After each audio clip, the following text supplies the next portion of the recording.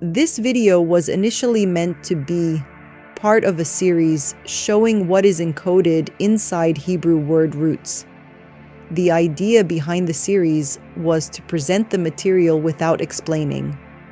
Just eyes on the screen, letting the code reveal itself. No explanation needed. This channel exists to make the code accessible even to those who do not know Hebrew. Not everyone who knows Hebrew knows or sees the code.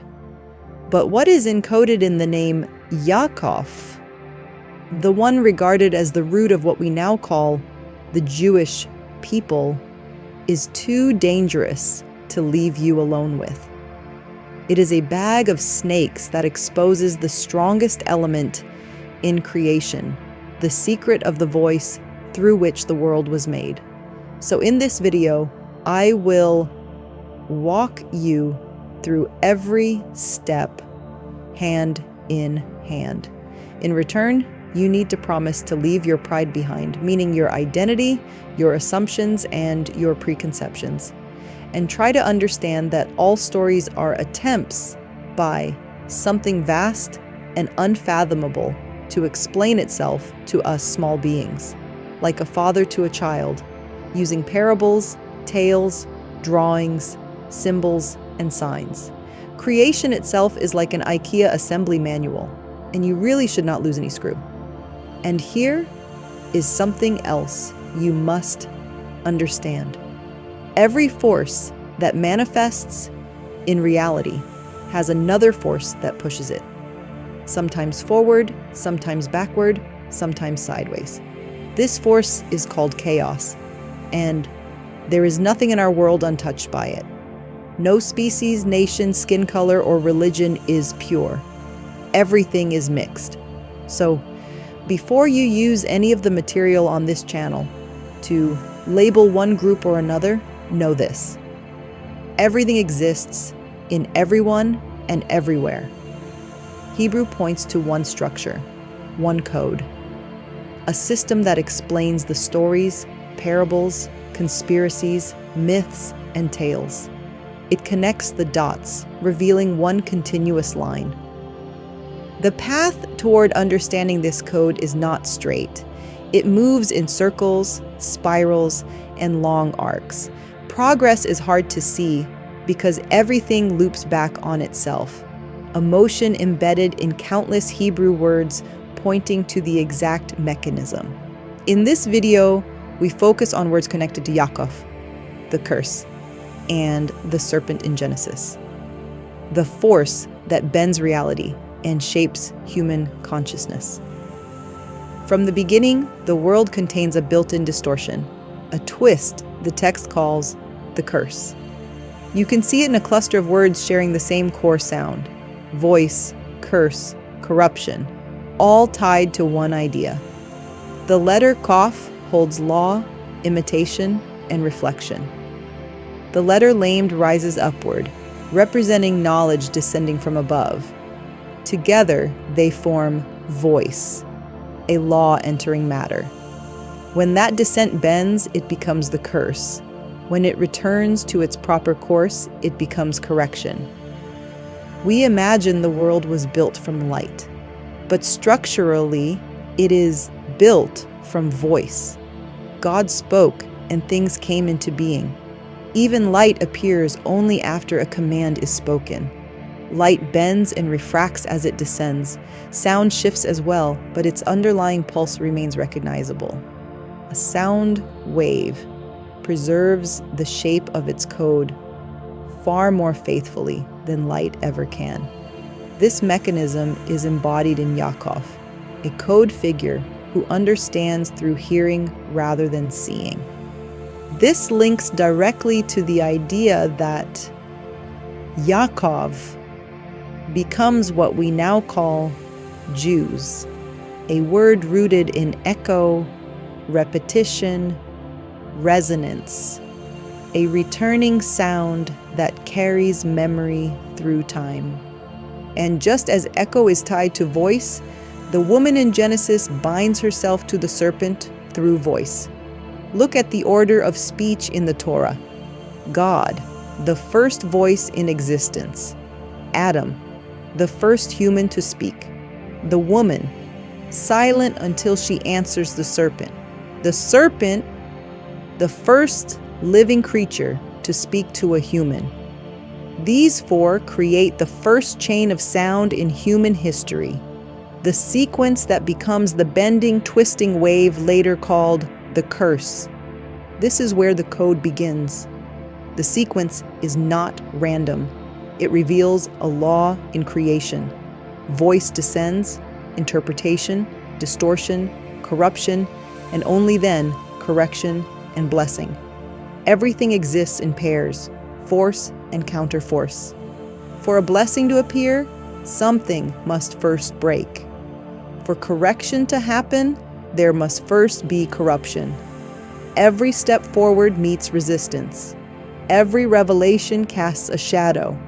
Every refinement begins with a fracture. This is not a flaw in the world. It is the world's operating system. And this is the mechanism encoded in the name Yaakov, the one who hears, struggles, twists, corrects, and straightens until the crooked path becomes a line. This line is called Israel, but before anything else, it is Yaakov. The story of the twins, Esau the firstborn, and Yaakov holding his heel, is the architectural blueprint for the repair of all humanity, nothing less. Until now, you may have simply read the story. Today, I will show you how every word and every name is a code. It is the story of the victim, or the one who appears to be the victim, and his long, winding road out. And as I explained earlier, the force of chaos, confusion, and mixture rules the story. We, humans, see everything reversed because it actually is. The human mind is the one undergoing the repair, is the journey needed to become like the Creator, capable of knowing good and evil. But we are not there yet. We are still in the phase of bedtime stories, lost in the words themselves, lost in their translations, still climbing the Tower of Babel, or if you prefer, still wandering inside the endless pages later attached to the Torah, the ones that eventually became the Bible, a book born between languages still living in exile. By the rivers of Babylon, there we sat down, and there we wept when we remembered Zion. Let's begin with the obvious, the central name in this video, Yaakov. The root of this name is built from 3 letters, each one anchoring a different layer of reality. Ayin, the visible world. Kof, imitation, reflection, the bridge between cosmic laws and the laws humans invent. Bet, the physical world, the house, the structure of creation itself. Already in the root, you can see the attempt to connect the hidden and the revealed, heaven and earth. And the first meaning everyone knows is heel. From it comes the idea of heel marks, not footprints, but the sharp lines left when the heel drags. Think of Roadrunner slamming his heels into the ground, skidding forward while trying to stop. That exact motion is the code inside the name Yaakov. Jacob is the one who moves forward while dragging his heels. His story begins the same way, holding the heel. A body pulled forward and resisting at the same time. This heel skid movement captures him perfectly. Moving forward, yet resisting, afraid to stop, afraid to advance, dragged by the heels, leaving narrow lines in the sand, not stepping, breaking. Yaakov does not walk in a straight line. He struggles, hesitates, pulls back, and still moves. His path is not footprints, it's skid marks. This is his entire journey until he becomes Israel. The moment the dragging stops, the line straightens, and the heel becomes a straight line. The code can be read on many layers. It is the story of each one of us, the story of a group forming, the story of every movement that appears in reality. The code is built to remain relevant, while the stories themselves are temporary.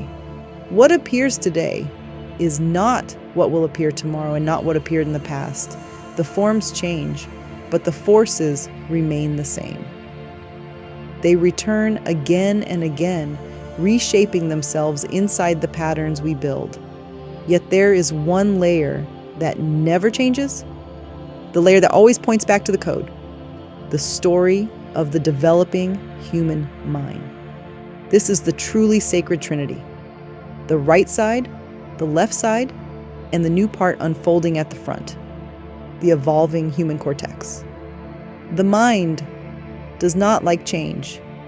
It prefers stability, familiarity, and repetition.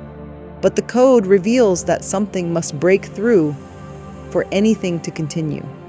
Something must crack open for the next stage to emerge. This is the pattern behind every story, every group, every generation, and every human life. To deepen our understanding of this force, what we now call Yaakov and what will later be called Israel, we must follow the root as it branches into every direction, to see the sequence and to understand how it reaches this moment in history through the nation called Israel, the people, and the religion later dressed as Judaism. We must continue exploring. In the following parts of this series, we will continue with the word voice, its connection to community, democracy, the majority that chooses, and the curse that still rests upon us. We will continue to draw a link between the ancient story of the sacrifice and the events unfolding today in the Middle East. And we will return to Rivka, the mother who contains the code of the conditional, the one who chooses Yaakov and who becomes an active participant in the act of deception and the theft of the birthright from Esau. None of this is accidental. All of it is encoded in the words. Hebrew is the theory of everything.